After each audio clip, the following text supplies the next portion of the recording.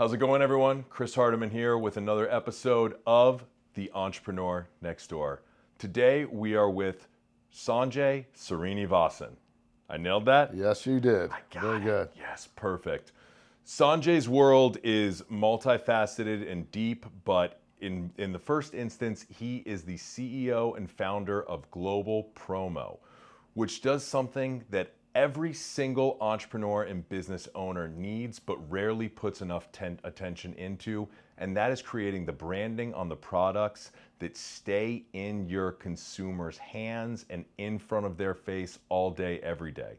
Aside from that, Sanjay has built an empire of supporting brands. He's expanded into eyewear, into SPF sun gear, into all other sorts of verticals that support the dream that he is creating. And he's a guy that pours back into his community here in Orlando. So we're gonna go deeper with Sanjay. We're gonna understand a little bit more about how he came up, how he built this business, where he thinks it's going, entrepreneurship in general, and we're excited. So we're gonna dive right into it. Let's Sanjay, go. Thank you, Let's sir. go. Well, thanks for having me, Chris. I really appreciate it. Yeah, It's a great man. opportunity to not only connect with you, but get on your cast.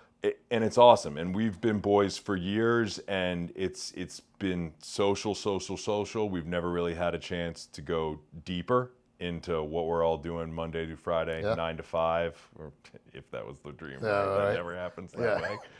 But that's cool. So here we are. So we'll start way back, man. Give me like little Sanjay. Talk to me about little Sanjay growing up, what that looked like, where you were, what the family dynamic was. Give me from the beginning, man. Absolutely, man. Well, little Sanjay was not all cut up and wasn't the aspiring entrepreneur by any chance when he was very young. So I was born in Los Angeles. Oh, no way. Born in LA, and loved everything about that experience in Granada Hills in the San Fernando Valley.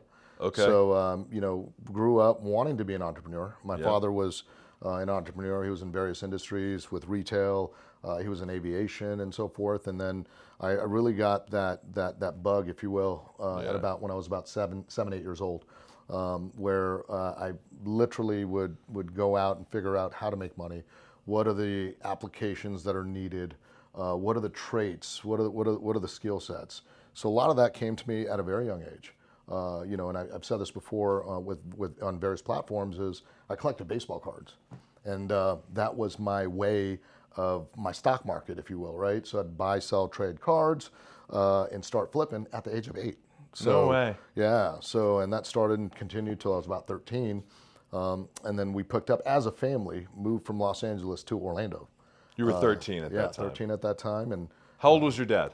my dad at that time, good God, he's 79 now. So that's the age difference. I'm 52. All right. Yeah. So, he had to been 40s, and he fueled me to the best of his ability when I was 8. So he'd been 30 and change. So, he would help, and I would ask him questions, and again, he was very forthright with me, and it was tough. You got to also imagine the socioeconomic landscape at that time. Yeah. We're talking early 80s. Yeah. Right? It was a whole different world. Yeah. It wasn't that, Indian Americans were accepted at that time. Yeah. There was a point in my life where, I was made fun of. We were picked on, And the Indian American community in Orlando was probably not at all what it is today. Not at all. And I say this all the time, and it's funny because, call it vengeance, call it affirmation, call it what you want, but we were belittled, made fun of. I was, and we were all a part of that. But to back then, and it was okay. It wasn't just us, but it was a lot. It was a different world. Okay, Yeah. Dude, it was an Orange Grove town. It was, right? So you're talking trucks and back door, and West Orange and Dr. Phillips High School had smoking areas and spit platoons. So that's the demographic that and it's understandable. So you were DP, Dr. Dr. Phillips? Phillips, yeah. Okay. Started first 4-year graduating class with Dr. Phillips. Yeah. I mean that was Orange Grove. But It was literally there was Turkey Lake Road was a dirt road Yes. when the school was built. And look at it now, right? Yeah, unbelievable. Yeah, so did that. So moved to Orlando when I was young. Yeah. As I mentioned, went to Dr. Phillips High School, and then continued on. Went to St. Leo, and then on to UCF, and then grad school here. So never left Central Florida. Yeah. Which to me, it's paradise. Why would you, right? Couldn't agree more. Left for a decade. Came back. Well, to be fair, I came back to a way different Orlando. I came back to a food scene. Yeah. I came back to, Lake Nona Medical Campus, KPM. I came back to a way different Orlando. But when I came back after going, funny enough, out to the valley, Right. Yeah. Living in Sherman Oaks. And then 5 years in Colorado. And I came back and I'm like, holy shit, why did I ever leave this place? This is incredible. Not to mention growing up here, this is where your network is, which facilitates so much on the professional side. For sure. But yeah, it's a great town. Great town. So UCF was not grad school. UCF was undergrad? UCF was undergrad. Yeah. University of Phoenix on ground here at campus was my grad school, which was great. It was right on Kirkman Road at that time. Yeah. This was before they went online. Yeah. So it was, never had to leave Central Florida. That's awesome. And going back to your point, why would you leave this beautiful place, right? It's incredible. No. Yeah, and you can get to wherever you want to be. You could be at the beach, all the great things, right? That too, and when you think about it, when you think about an area where you want to settle down, you naturally think about your family, you think about the school systems, the people, and the most important thing here is in Central Florida, specifically Orlando, majority of the residents here are in hospitality, right? So they're either in timeshares, hotels, restaurants, right? And what do all of them do? They're in the service business. Yeah. So by default, they have to be nice. So honestly, and I say this, it's ingrained in their brains. Right, exactly. It's like their second nature. Yeah. Theme parks, timeshare, you're on it with a smile, and you're treating people with respect, and as you should. Yes. So that's what I really like about Orlando and Central Florida is you have the ability to meet some nice folks. Yeah.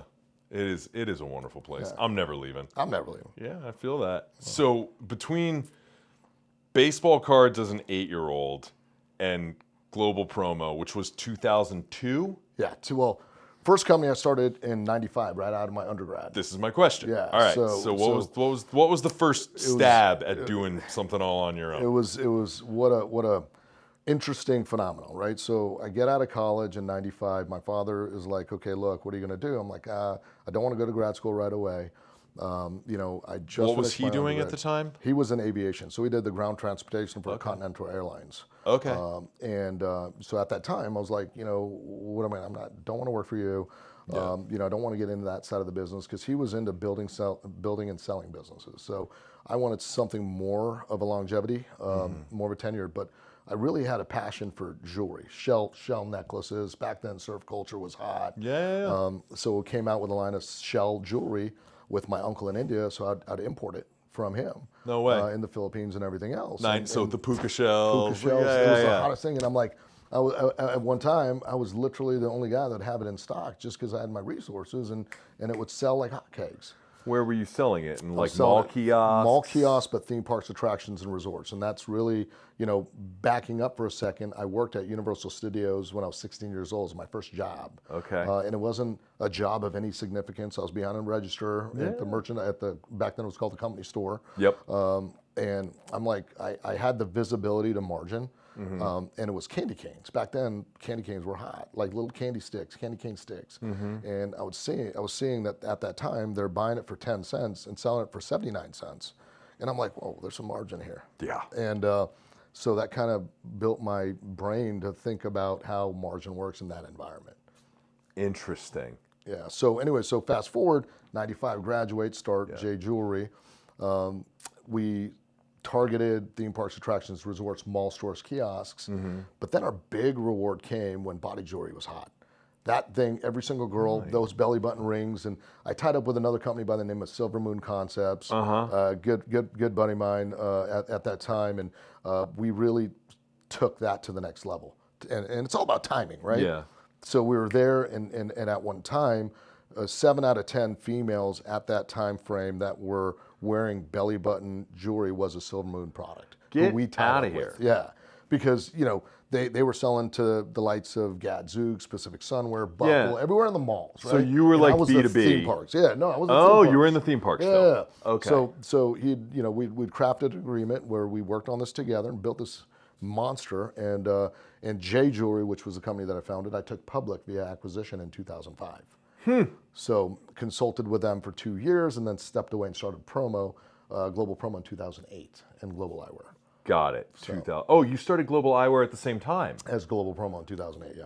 Got it. Okay, I thought that came after the fact, No, so that's super interesting. Yeah, started it in parallel with different sets of books with the idea of building either one of the companies and monetizing at some point, which I did with the eyewear in 2015, tied up with SRP and a private equity-based company. Yeah.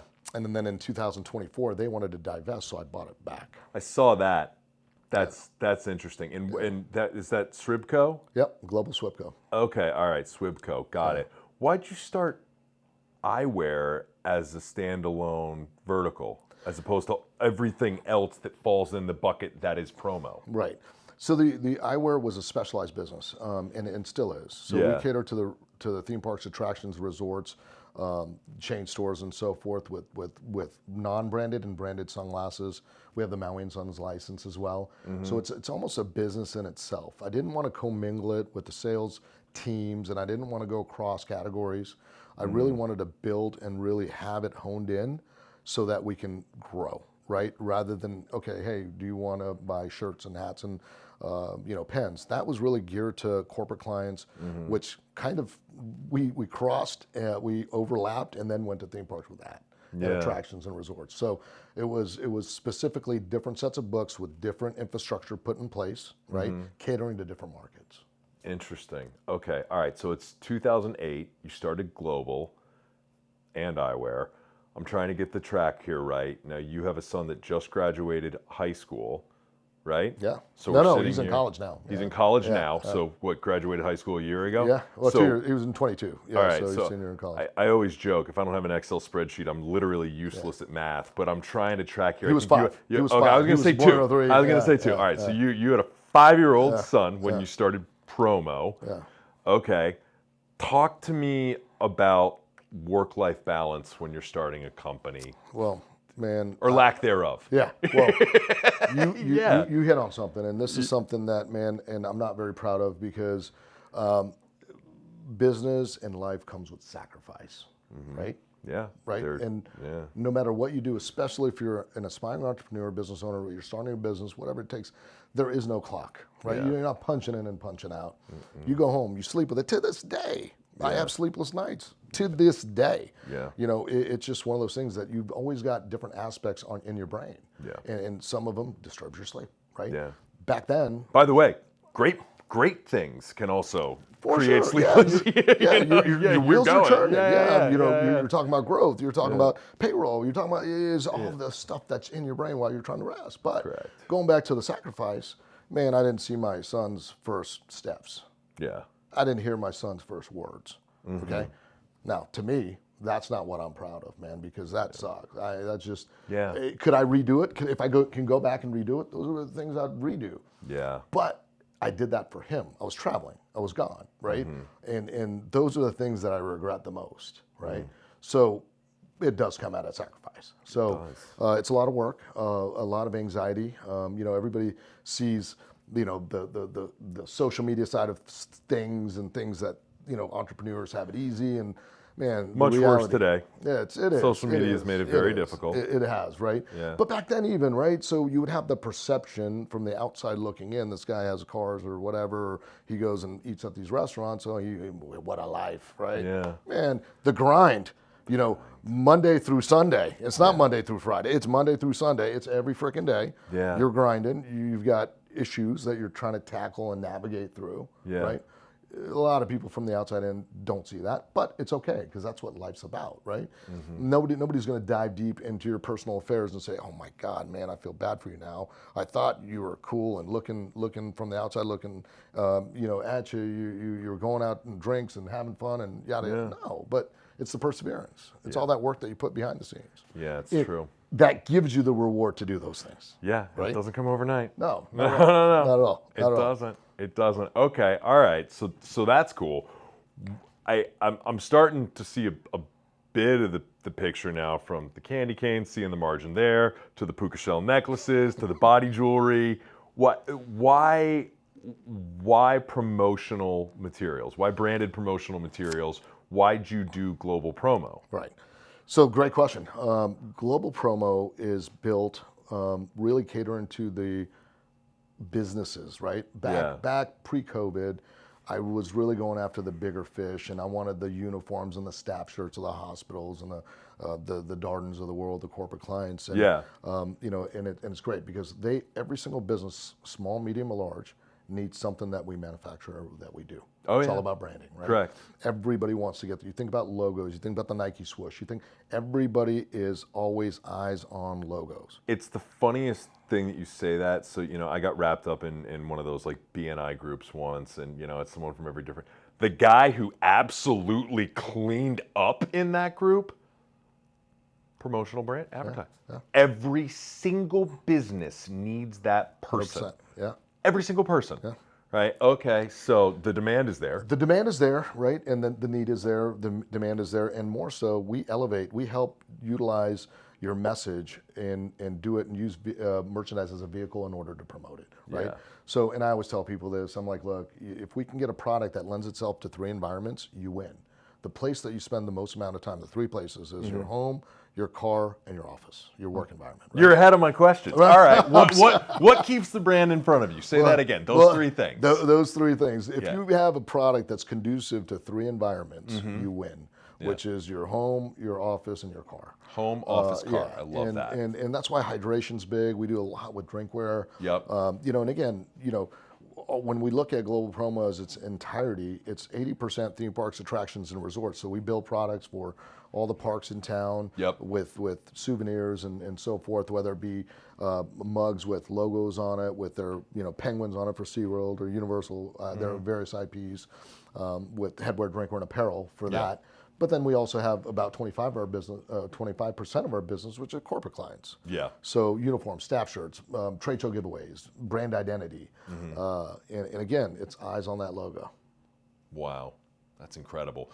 When you started, did you come right out of the gate? Were you more so focused on the corporate clients, or were you like, hey, I'm in Orlando. We have tourism industry like no other. I'm going after these theme park accounts. Like where? It's funny that you mentioned that, because a lot of my visibility and what we'd see back then was Visit Orlando posting numbers of annual visitors to Orlando. Okay. And back then it started at 62 million. Now it was at 81. Now it's down to 70 or whatever, right? I would look at that, and that was visitors. That's not just all tourists, right? That's convention business as well. So I'm looking at that, saying that how can I monetize on every single person that comes in? How can I get 1% out of every dollar that is being spent? 0.001%. So when you look at that math, and I like those numbers a lot. Like if I've got the ability to go capture a potential revenue out of 81 million visitors that come to Central Orlando, I win.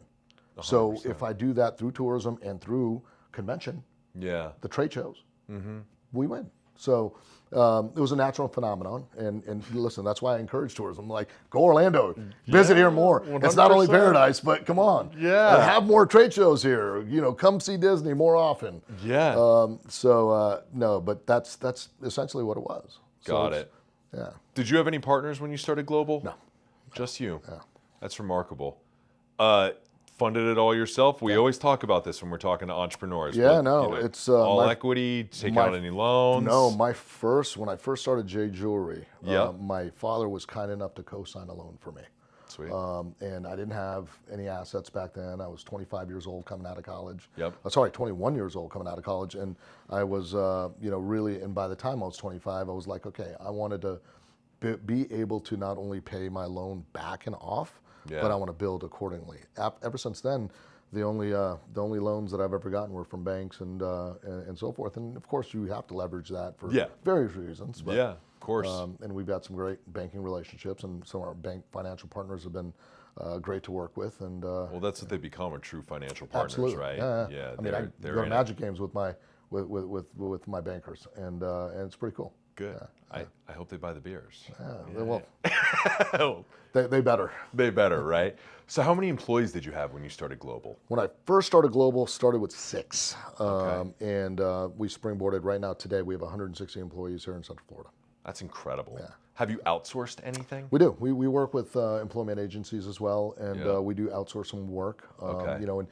Going back to Global Promo and why our competitive advantage that we give our clients is the fact that we're vertical in our approach. Yeah. So when I first started the company in 2008, when I first started, we were selling promotional. We were buying pens from this guy, lanyards and journals, and whatever company needed here. We were outsourcing and buying from our various providers, factories, and suppliers. We went vertical with our approach. So in this building right now, we do our own embroidery, we do our own printing, we do our own silk screen. So we decorate in-house. So that was our value proposition that we were giving our clients, and how we excelled is we went vertical. So we're not distributors, we're not jobbers. We're not just gonna, say, hey, do you want something? We'll go get it from our source, mark it up, whatever percent, and give it to you. No, we want to make it, because then we can control the cost, we can control the delivery, we can control the quality. So those are the value propositions that we give our clients. That's incredible. Thank you. When you started, who was doing the sales? Who was out landing accounts? It was me. That was you. Yeah, just going out and getting it, man. I mean, and still to this day, I love it, and that's my. I see you. I see you out at you're at the trade show still. You're out there. You're crushing it. It's a part of me. It is something that I'll never relinquish. Now, mind you, I've got a great sales organization. Our executive leadership team is phenomenal. We've got category managers and category leaders within every segment of our business. We've got a national sales manager or VP of sales that manages all 4 categories.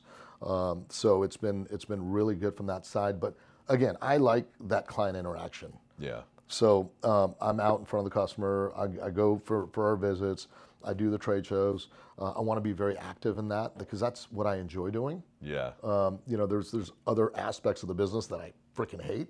Oh man, why I gotta do that, right? But you got to do it. You as an owner should be an expert in every single aspect and segment of your business, whether it be in the manufacturing side.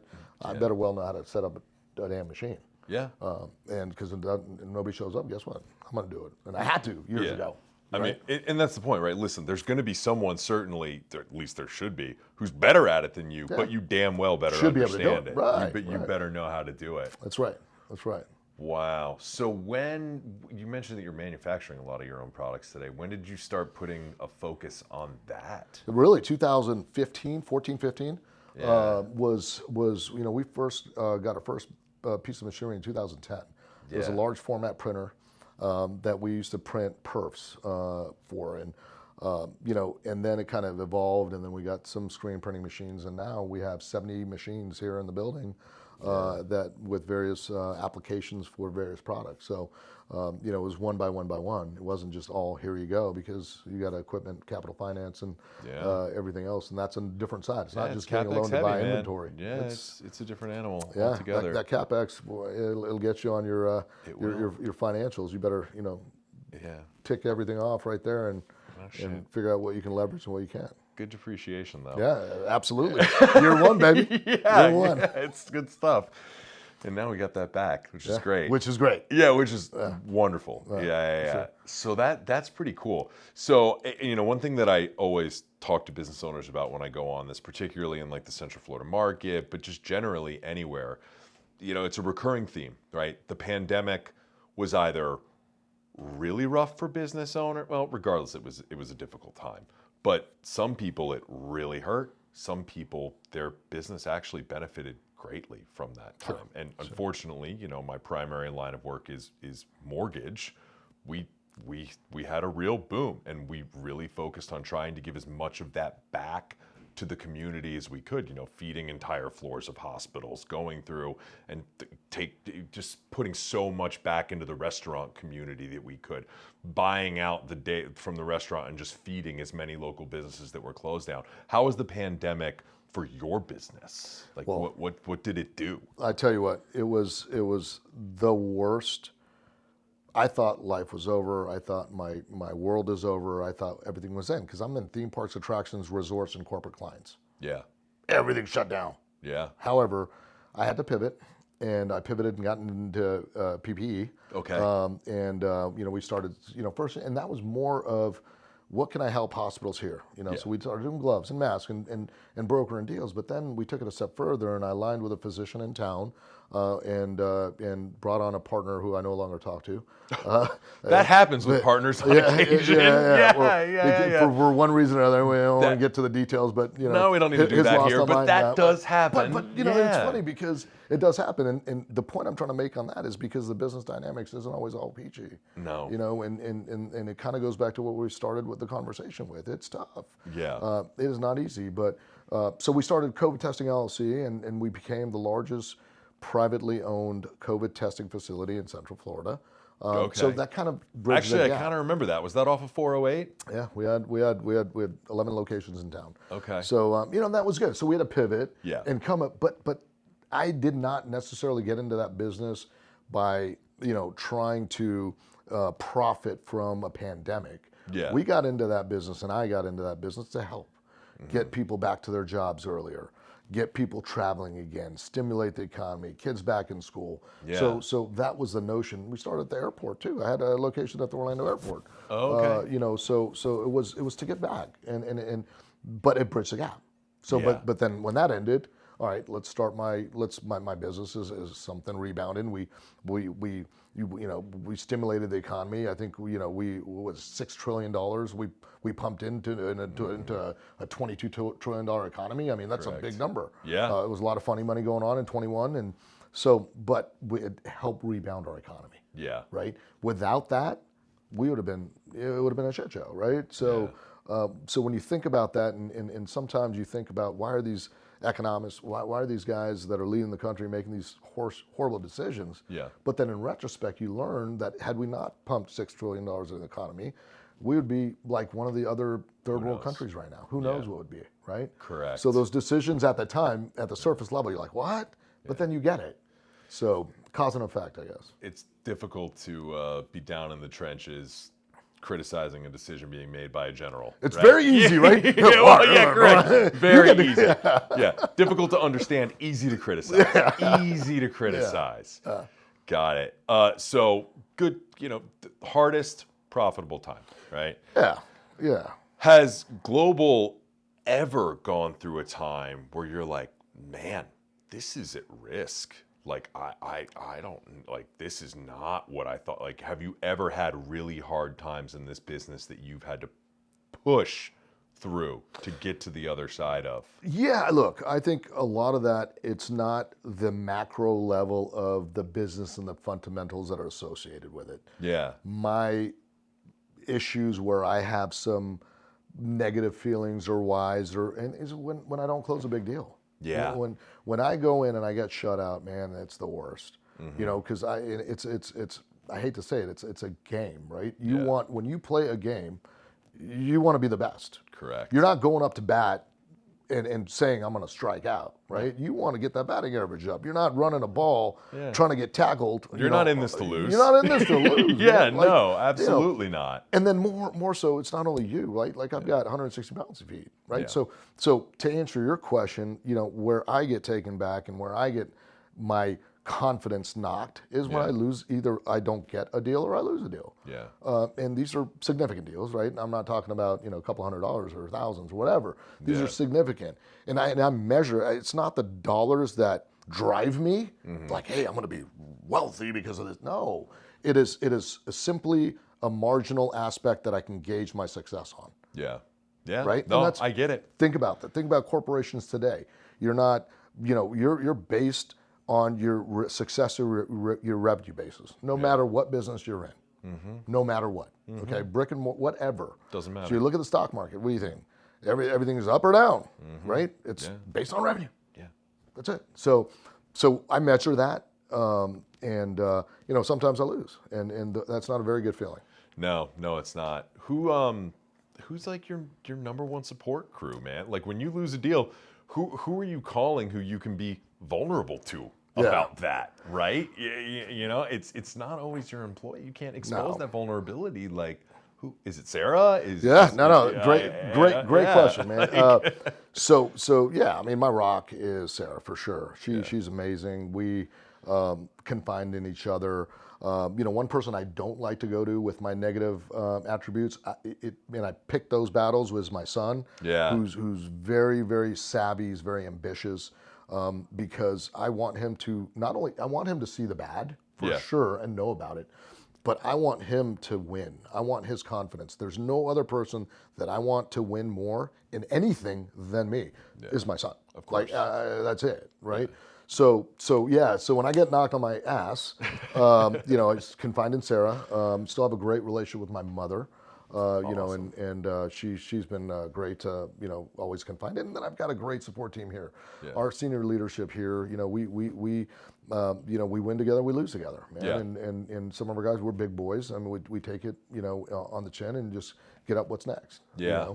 But it does suck. It does knock you off your ass. And nobody likes to lose. Nobody likes to lose. It's horrible. Man, it sucks. And I don't care what industry you're in, what level of the org chart you're sitting on. It doesn't matter. Nobody likes to lose. Exactly. So when somebody tells me what's the worst part of your business and what do you hate, is to lose. To lose. Yeah. Naturally. That's it. To lose, man. I don't like to lose. Who's been your greatest mentor throughout your life, your career? And I always kid, your business mentor isn't always your marriage mentor, isn't always your spiritual mentor. Right. There are different verticals of mentorship. So I definitely have different buckets. And, I'll tell you, man, my dad's was my day one. Yeah. I mean, he drove me. He was a source of inspiration. I would look to him, and the way he moved and talked and communicated, dressed, his attributes, socially, economically. I mean, it was just amazing. So he was definitely my idol, still is. I mean, he's sick now, which sucks. And he's hospice now, which is just awful. But such is life, man. But he's always been my go-to, my number one. And I've been blessed to have other great leaders in the community that I've looked up to and I've had great relationships with. Whether it be the guys that I just, there's guys in town that are CEOs or managing directors or whatever, right? Yeah. That I look up to, that we might not even communicate often, but I see what he's done or they have done or she has done and try to emulate it, or proud of that. Like, okay, that it can be done because they just did it. Correct. Right? So I've got, I aspire, but then, you've got the Gates of the world and, the Elons of the world that, you study, you read, you hear podcasts, and you look at their articles, you look at their news clips and all that. And they're like, these guys are thinkers, man. These guys, honestly, they're visionaries. And that is what I aspire to be, and I continue to aspire, and I'll never be done. No, you can't. I'm not going to be saying, that's it, guys. Yeah. Until that brain stops working, it's just going to keep going. It's going to keep going. And so to me, those leaders and the guys that I look up to, it's not so much what they built or what they have. It is the true passion that they had. And they came out with vision beyond how anybody could ever think of, right? Like, they have come out with not only consumer products, or whether it be technology, whether it be automobiles, like service. I mean, now we with think AI, about it, AI, incredible. right? I mean, it's just crazy. So those are the guys I look up to. Yeah, it's great. So, I mean, it's funny. You go through all of that. You talk about the mentorship. You said something that was really interesting was, the podcast, we're in this age now where we're just, a fire hose of information blasted at us everywhere we go. I love to ask this question.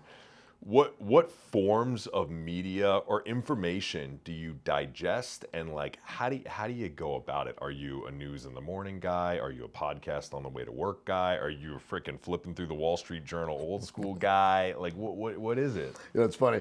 I started off by reading the old school paper, cover to cover. Yeah, I have a partner who reads the Orlando Sentinel every single day and swears by it. So the Sentinel, I used to be pissed if the delivery guy missed my day, or he threw it in my flower bay where it got wet or something. I used to get pissed. I'm like, oh my God. Yeah. But Sarah made fun of me and too much. She's like, what are you doing? I'm like, I'm old school like that. I want the paper. Yeah. So 2 years ago, almost to the day, I stopped getting the paper, which sucks. And I still regret it, but it is what it is. Yeah. I get my news clips. What I don't want to do is I try to occupy majority of my time because it's go, go, go, go, go. Yeah. 10 to 12 hours a day, it's business, office, or it's at the house just working, whatever it is, right? So I don't have time. I watch a lot of sports, which I love, but you gotta have some joy.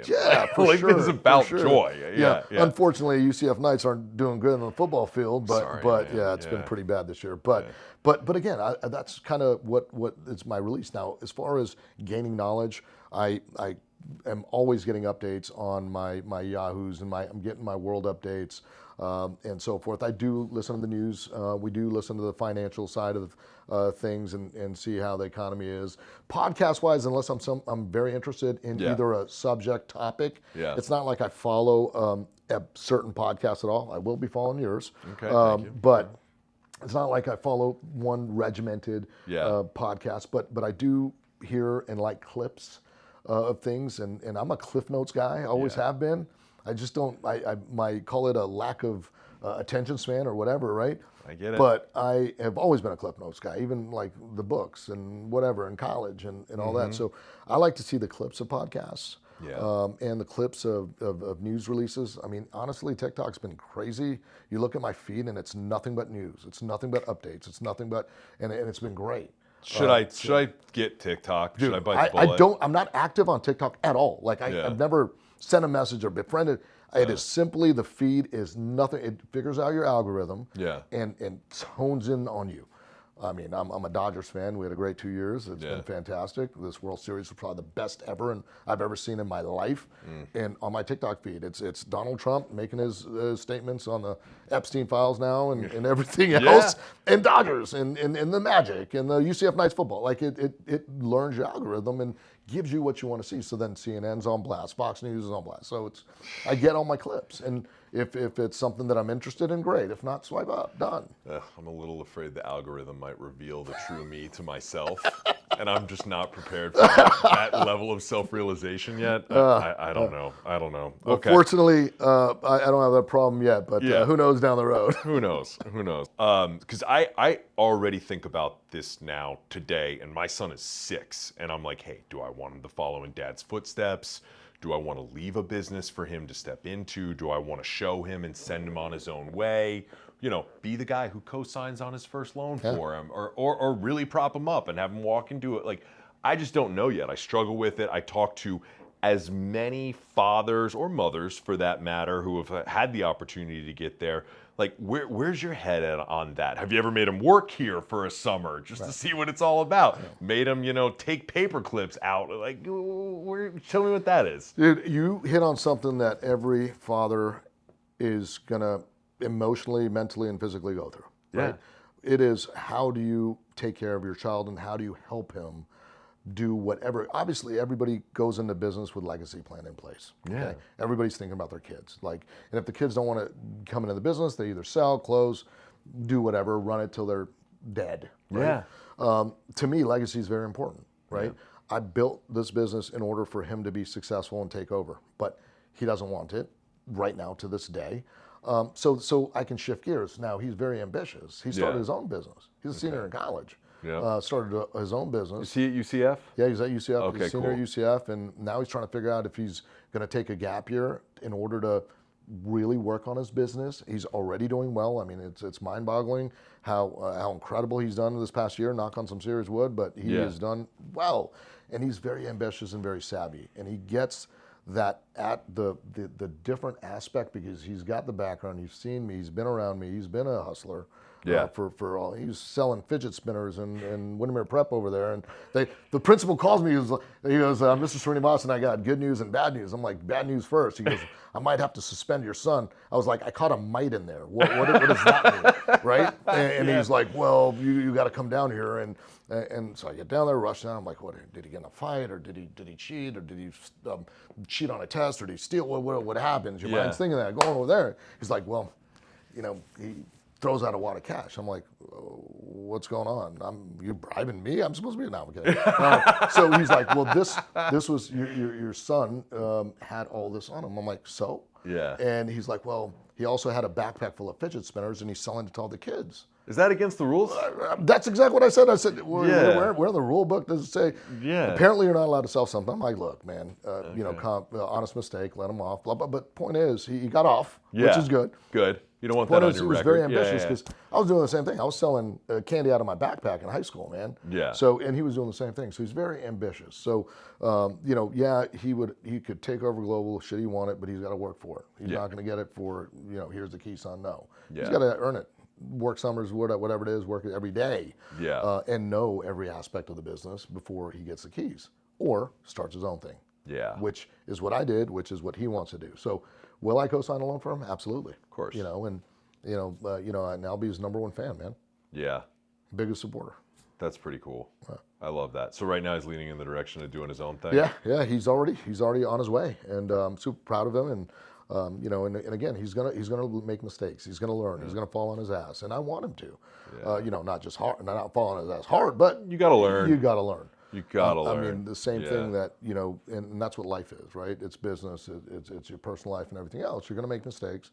You're going to fall on your ass, but how fast do you get up and dominate and overcome? Yeah, I forget who said it. I should know with all the damn podcasts that I listen to, but one of the greatest quotes I ever heard is that greatness is the capacity to endure pain. Yeah. And that's really what it is, That right? is. Just keep hammering through it. Just keep doing what you got to do and getting to the other side of it. For sure. It's crazy. Okay, all right. So jumping back into your world. So you sold one segment of the business, then you brought it back. Correct. Yeah. What drove that decision? Well, I mean, my stage of life. Yeah. I'll be 52 in December. Yep.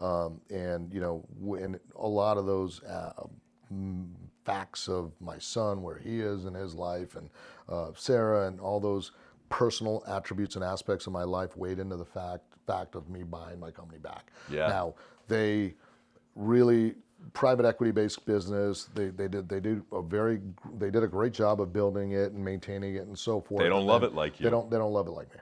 Yeah. So when they divested, it's a number to them. Like to them, it's all about profitability, standards, retention, financials, your P&Ls, and all that. And once that kind of gets diluted or sidetracked, it's a different business. And again, truth be told, this business and our sunglass business is a very different business. Catering to the resorts, theme parks, and attractions. Yeah. It's a very high maintenance type of role versus what they're used to in selling convenience stores and everything else. They'll buy 2,000 of one displays while we're talking about one or two, right? Yeah. So different business model. Yeah. And they loved it because, everybody wants to sell Disney, Universal, SeaWorld, something, right? Yeah. But those guys didn't. They're happy selling the 7-Elevens and the Circle Ks and everything else. So again, not sparing you with the details. They wanted to divest, and I was like, okay, it was a fair deal. Yeah. It wasn't a steal by any means, but it was fair to them, fair to me, fair to us, and we still have a great relationship. So with the SRP and their private equity and base business and all that, we still talk all the time. So yeah, man, that's cool, right? Yeah. I have a couple partners, friends that have had the opportunity sell the business, buy it back, do it again. That's an interesting opportunity. Totally going down a different path here, because that was really interesting what you said way back in the beginning about what it was like for a brown dude to move to Orlando in late 80s, early 90s. Yeah. Different world, right? Different world, man.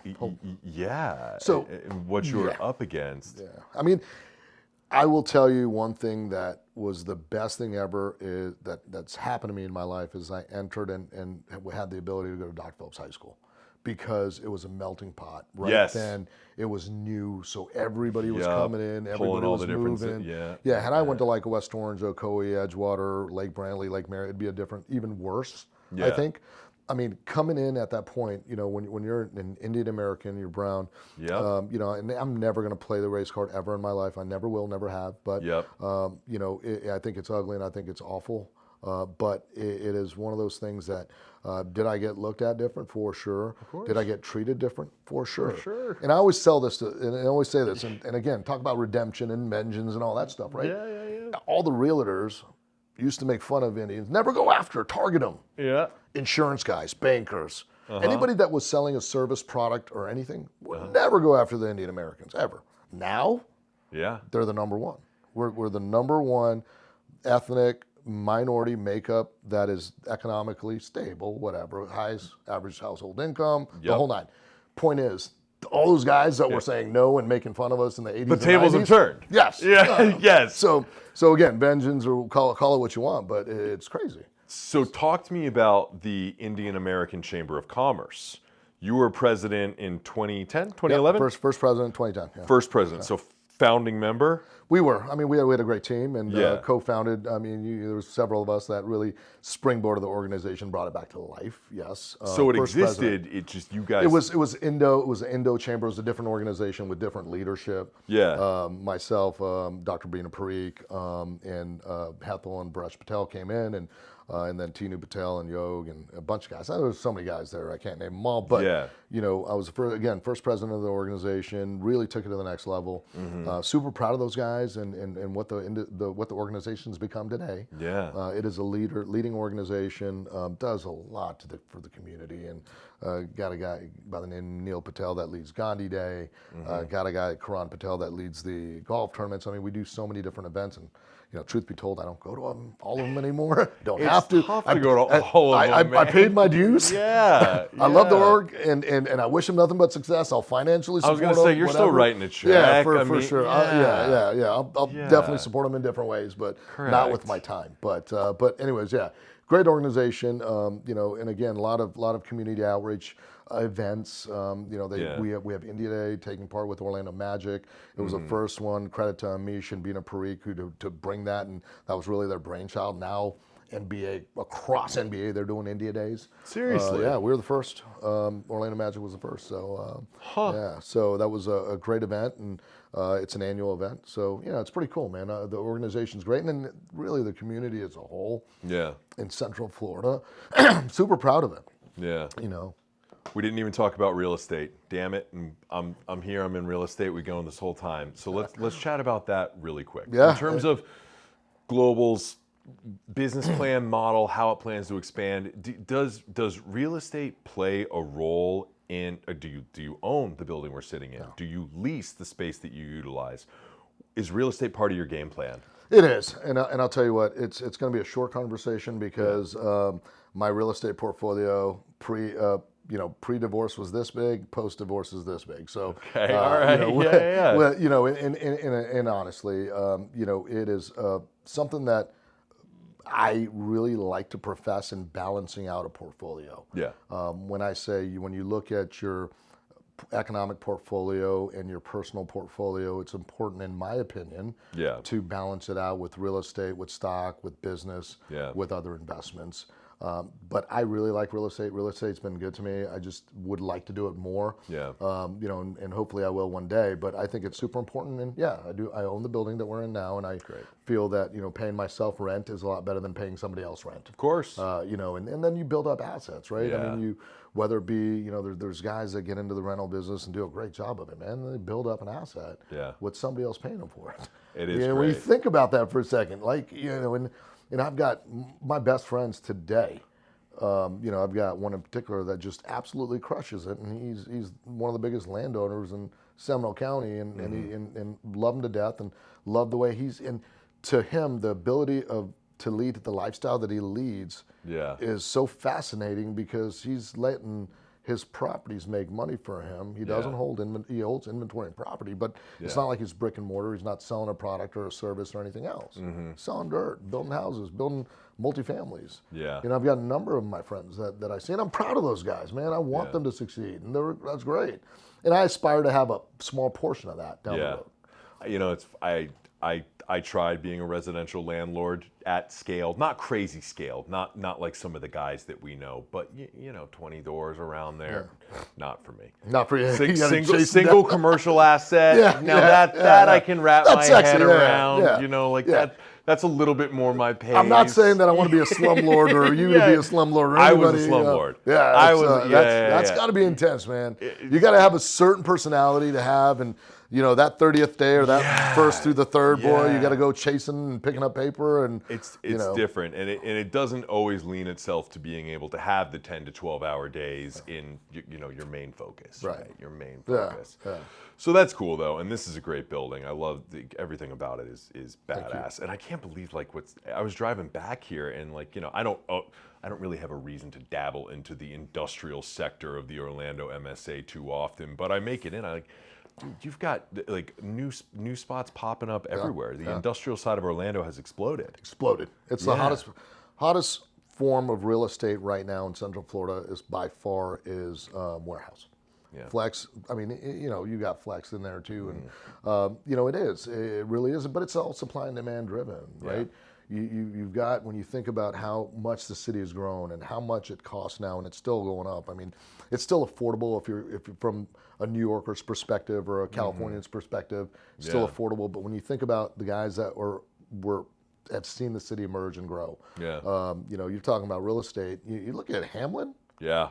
I used to ride my dirt bike through Hamlin, like in Again, certain parts orange of groves. and Windermere. So and when you think about that, dirt was going for $10,000 to $15,000 an acre, 20 years ago. Now it's going for $500 to $700. It's just the math and the economics of that is mind-boggling. Which is why I want to do more real estate. Yeah, I know. It is tempting. It is tempting.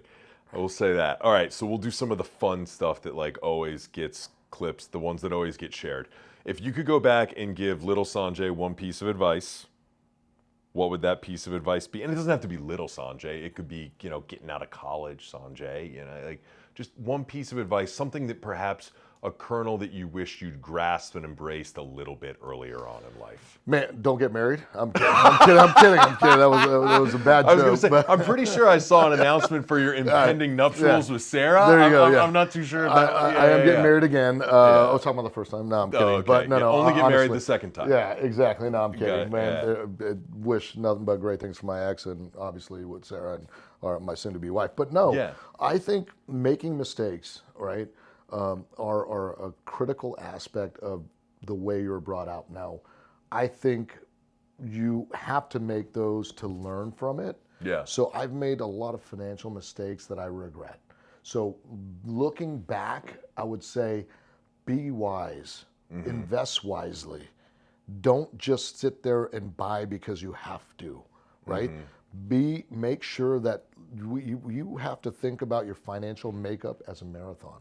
Not a sprint. Yeah. And that is and that's what I try to tell my son now, because it's hard. Yeah. When you're young, right? You either have access to money or you're making money, which automatically in your head, what can I go buy at the mall? What car dealership can I go to? What bike can I go get? I mean, you always think about materialistic things. Compounded that are by the fact that asset. when you're coming up in the Windermere Prep, that you're surrounded by it. You are, and it's tough. And it's a force of nature, fact of life. Yeah. Call it what you want, but can you go back? Can I go back and change and alter and take that $60,000, $70,000 that I put into a car in 1995? Yeah.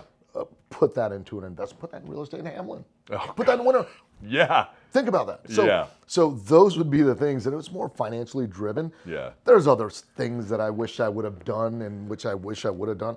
I wish I got into AI a long one time ago. Yeah, no right? shit. The younger Sanjay would have, I hope. Hey, I wish I bought Bitcoin at $1, right? That's it. I mean, I'm like one of the only Indians that are not in healthcare or not in technology. Think of it. Yeah. So that's shoulda, coulda, woulda, right? Yeah. But longer term perspective on wealth, accumulation of capital. Yeah, Think about you've got to be mindful of that, because man, you want to have your money making you money, whether it be in business, whether it be in your investments, whether it be in whatever you do. Yeah. That old saying is making money while you sleep. Yeah. Man, it's true. that is sexy. Yeah. That's sexy. Yeah. So, but yeah, those are the things I wish I would have done different. Would have been financially planned better and invest different or wiser. And again, 10 out of 10 people are going to tell you the same thing if you really think about it, or they should. Right? Yeah. Okay. I love that. What's the weirdest, most extravagant, strangest, the funniest request you've ever had from a customer to put their brand on something? Man, without it being, it was a sex toy, and I mean, like, I wasn't sure if you were going to say that, but I thought it might be one of the. It's a possibility. I told you no filter Yeah, before we started. Yeah. Okay. And look, unfortunately or fortunately, this is somebody that I knew that came in and was I had no idea. It was an acquaintance or whatever. Yeah. Was in the adult business, and they wanted to replicate. Big business. He wanted to crack open a mold to replicate his package and resell it and sign it. I'm but like, branded. yeah, that I'm going to stop that convo there. But yes, branded with his brand. Did you do with it? his name? No. First of all, I don't want to see it nor touch it or anything. I don't want nothing to do with that. Open the mold? No. Yeah. All right. 5 years into the future, what does Global Promo look like? We are a company that contributes. We're a company that gives back. We're a company that has grown tremendously. We want to utilize our assets and our resources the right way. Yep. We want to make sure that we evolve and are well known. Okay. An industry leader that is top of mind to our clients, to our friends, to our well-wishers. And that's what we want to be. That's what we aspire to be. That's incredible. Thank you. And always pouring back into Orlando. I love that about you. Always. Well, I love the city. Love the city. It's such a great place to be. Yeah. Dude, this has been awesome. Thank you. The coolest one yet. This I has appreciate been a it. lot of Thank fun. you. Lot of fun. Thanks for having me. Yeah, if people want to learn more about Global Promo, learn more about you, website is? Yeah, it's www.globalworldllc.com. Globalworldllc.com. Yeah, globalworldllc.com. And then my handle on Instagram is Sanjay Sam Sri CEO. Okay. And then we also have Global World HQ on Instagram. Love that. And you and Sarah are starting your own podcast. We are. Do you have a name? It was the Sarah and Sanjay Show. I love that. Do you have a logo? We do. It took me 2 years to pick a name and a logo. Well, you should have called me. I would have helped you. 2 minutes. That's what I do. Yeah, that's what we do. And it's funny because now we're battling. We're battling on what logo we're gonna drive, and it's crazy. One of the coolest things in the world is when Sarah and I first met. Yeah. We were both going through divorce. Never met. Never saw each other. Whatever. And we met at the London House, and I looked at our corporate logo and it has an eye on it, and my corporate logo has an eye on it. We're both SS. Got it. So it was meant to be.